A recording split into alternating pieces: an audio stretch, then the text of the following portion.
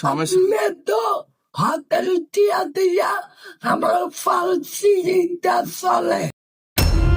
নামাজ পড়ে রাস্তা পার হইতে কলার লগে স্লিপ খেয়ে পড়ে যায়, গাড়ি অ্যাক্সিডেন্ট করছেন।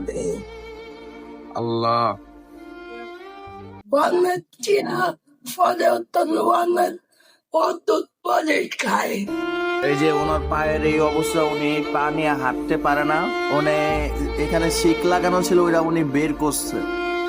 এই যে পায়ের এই অবস্থা। আপনার বাসা কই?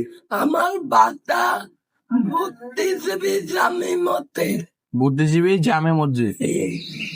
উনি যদি কখনো যদি পারি মতিতে আমাদের পাইবে না তো ইমান সাহেবের বলে মতিতে খালে।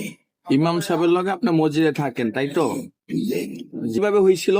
কেন কবালাই বাইজন নমাজ পড়িয়া লাড্ডা ফালাইতাম যদি কলাই কলা খায়া লাড্ডা মারতে না হালাই সুইতে ছিলে খায়া গাড়ি ডাক্তা মাতে গাতে সে। আল্লাহ, বুঝতে পারছি।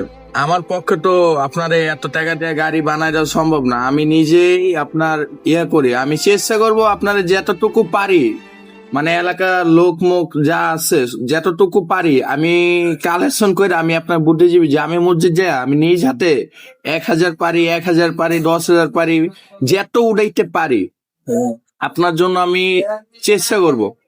কারণ আমার তো থাকলে আমি আপনার জন্য 1 মিনিটও ভাবতাম না। আমি এখনই যে আপনাকে কিনা দিয়ে বানায় দিতে পারতাম, কিন্তু আল্লাহ কি পরিণাম, আমি আপনার জন্য ইনশাল্লাহ কিছু করতে পারি কিনা দেখি।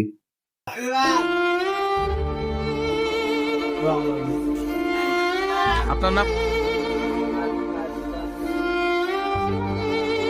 আমি ধরি এটা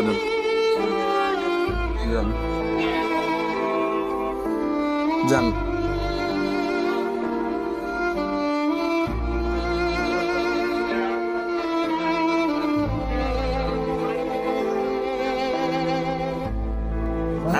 আমি আপনার জন্য চেষ্টা করবো, যতটুকু পারি ইনশাল্লাহ চেষ্টা করবো। আপনি যান।